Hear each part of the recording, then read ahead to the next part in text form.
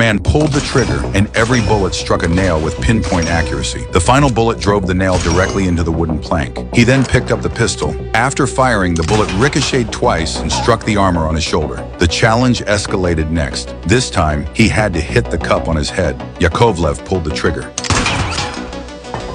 Cheers erupted across the arena, granting him the status of a noble duelist. The next day, the referee presented 2 revolvers. He loaded only one of them. Then he placed both guns on the ground.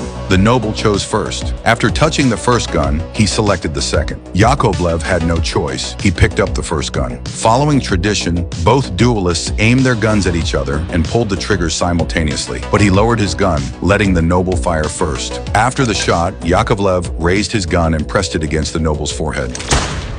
After confirming the noble's death, he turned and walked away with grace. It turned out Yakovlev was a fallen nobleman. His job was to earn money by dueling on behalf of other nobles. Soon he received a new assignment. This duel was to take place inside a warehouse. A screen separated the duelists. They could only shoot by instinct. Suddenly, sunlight cast Yakovlev's shadow onto the screen. His opponent immediately fired at the shadow, but Yakovlev had already dodged the bullet and returned fire. He won the duel once more. Soon after, however, police arrived at Yakovlev's home. They arrested him on charges of murdering other nobles, and some even questioned the authenticity of his noble status. To prove himself, Yakovlev drew a revolver. He loaded only one bullet into it. Then he challenged the nobleman to Russian roulette. They took turns pulling the trigger. After 4 rounds, nothing happened. When he fired and it went off again without a hit, the nobleman finally grew afraid. He declared he would no longer question Yakovlev's status. Yakovlev fired one final shot into the ground before leaving. The nobleman felt a wave of dread. Everyone else was stunned by his courage.